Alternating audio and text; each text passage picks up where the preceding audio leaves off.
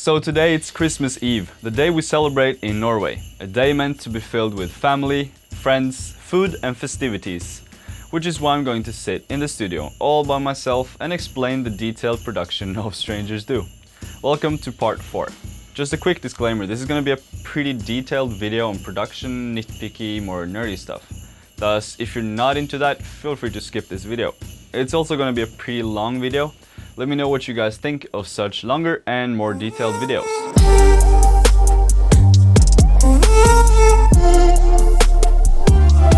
So the drop of the song goes like this.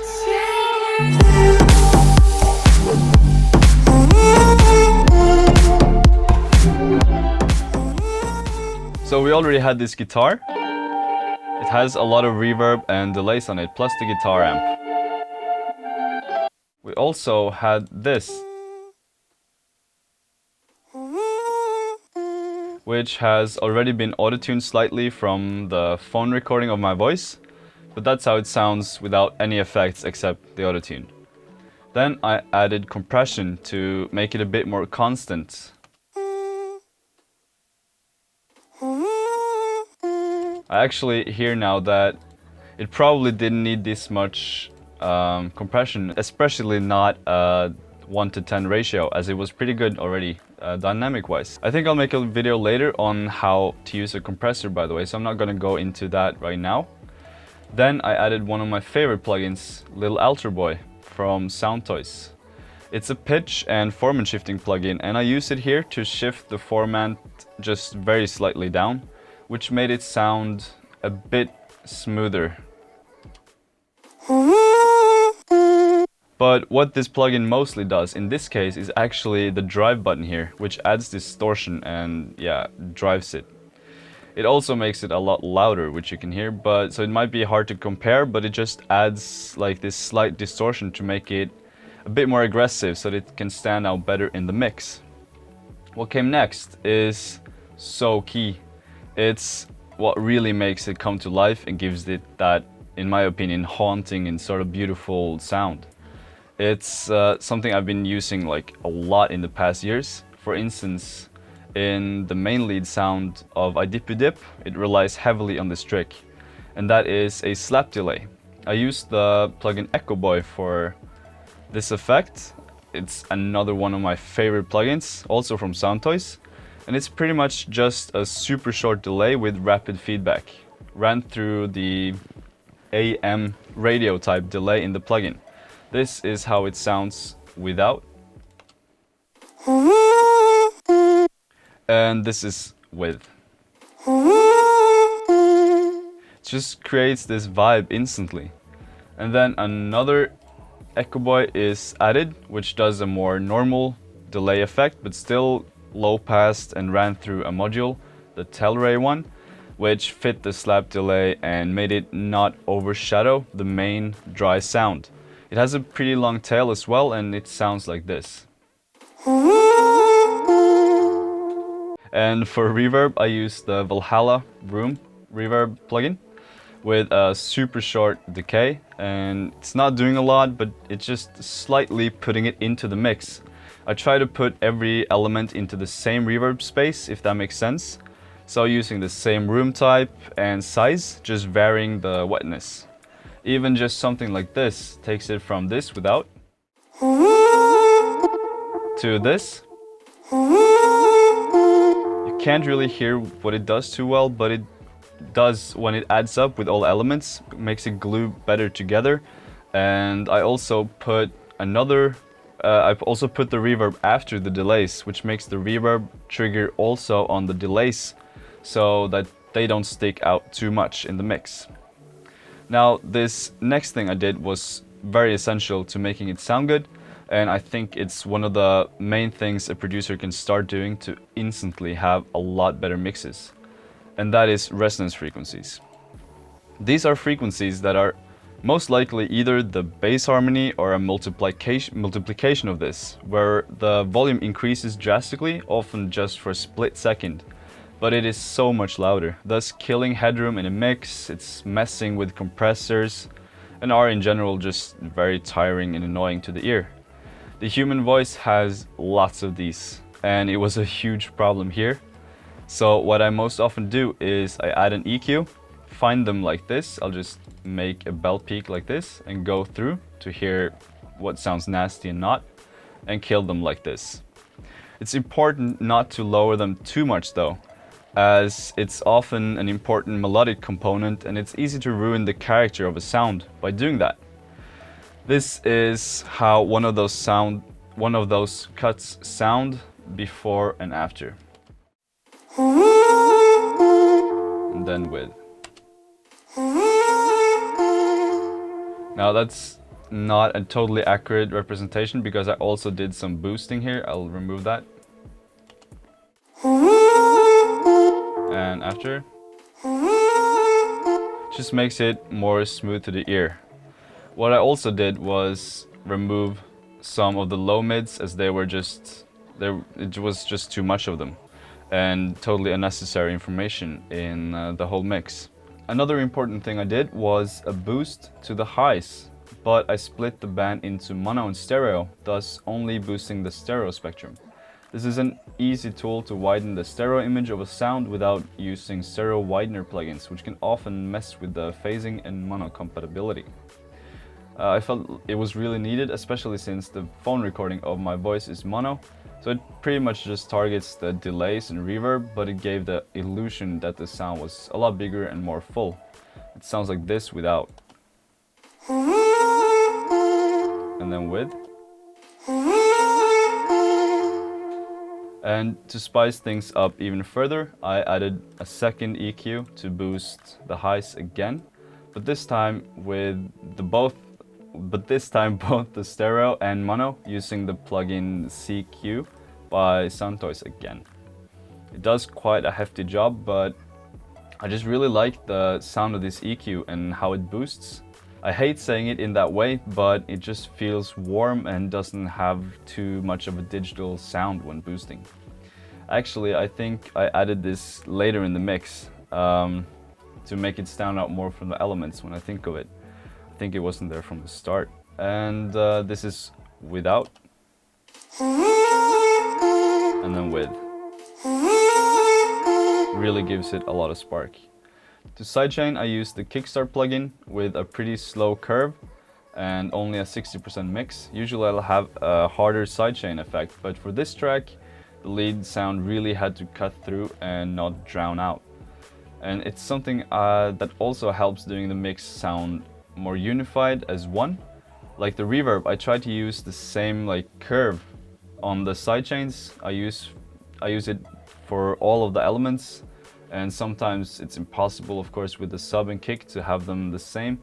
But for the rest, it helps a lot in making the groove of the record feel natural when everything bounces the same way, if that makes sense.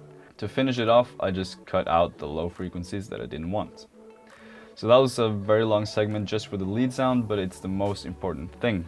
The kick in the drop is made with Sonic Academy's kick plugin tuned to the note of G, which is the note the bass line starts with, and also the best note for a sub bass that isn't too high, too low, compared to the other notes I had available, which was pretty much just A, and that was a bit too high, and then D, which was too low, so I ended up with G. It's pretty short and it sounds like this. The snare and clap is pretty simple, just a pre-shifted snare with a slight transient reduction, I think, yeah. It was just a bit too snappy, it sounded like this. And then I added a big clap on top of it with lots of reverb to smoothen it out, so that it fit more easily with the other elements. The bass is comprised of a few different layers, the main one being a synth shot I found in a dubstep pack or something. Without effects, it sounds like this. And this is with the effects. What this is essentially like the lead pretty much. It's a distortion unit, and from Decapitator as well.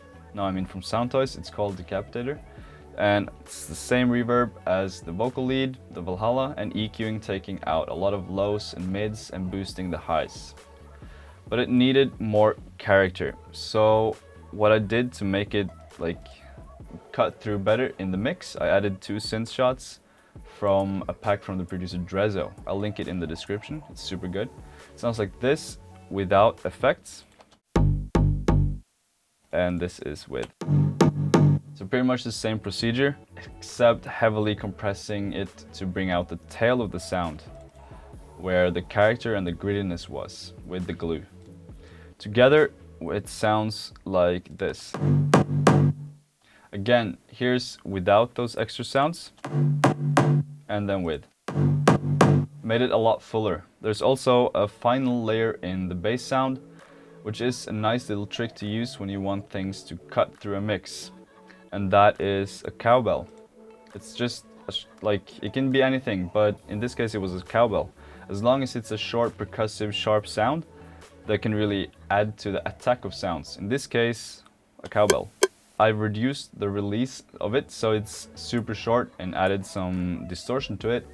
Plays the same melody as the bass line, and it's difficult to hear a difference, but this is what it sounds with, and then without.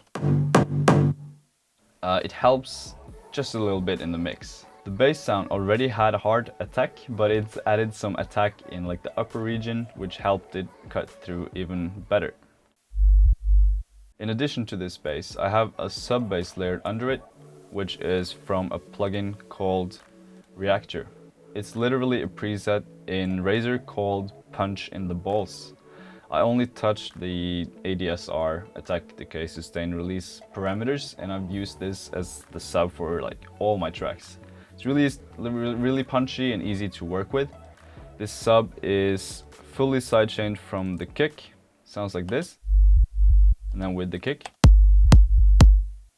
But it has still actually the same curve of the sidechain to help with the groove. Other than that, I just put, just an EQ to cut out everything except the sub, which is all the information from pretty much 100 Hertz and up. So now we have this.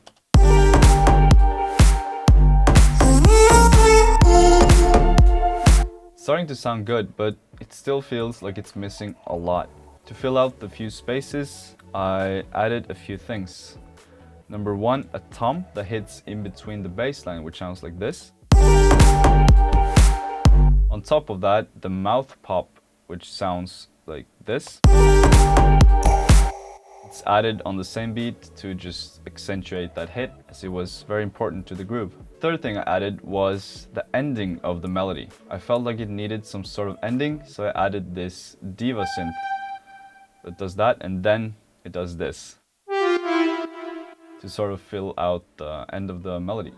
I felt like it fit nicely, and since it's a different sound from the vocal, it's a big contrast and it made things more interesting. It's literally, I think, the initial sound in Diva, just with 100% wet reverb and some EQing to make it like really be in the background. Again, boosting only the sides, which made the reverb super dreamy and big.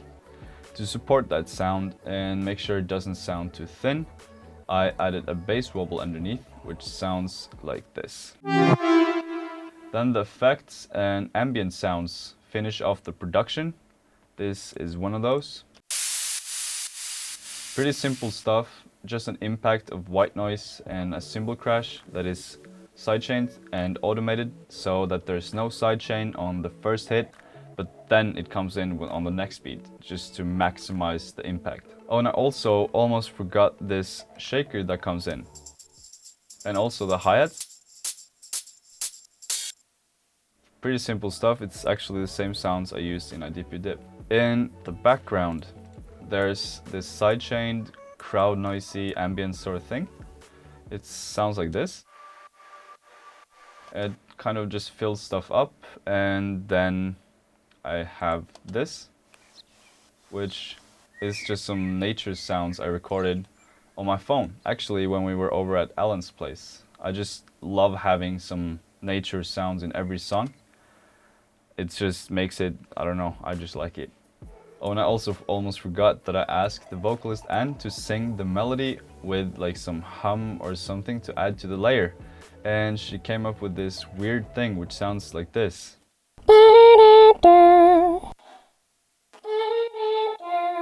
Just put some reverb, some compression on it, and it added to the depth of the lead sound. This is without, and this is with.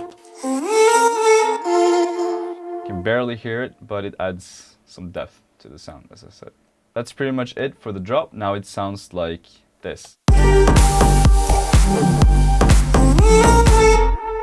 All the samples of the drop can be downloaded in the description, by the way.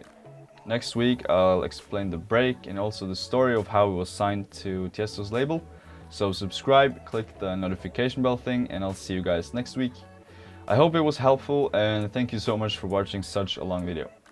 See you guys next week. Heavy water keeping us afloat, paints my body as I let you go. Heavy water losing all control. Yeah, I do. Yeah, I do.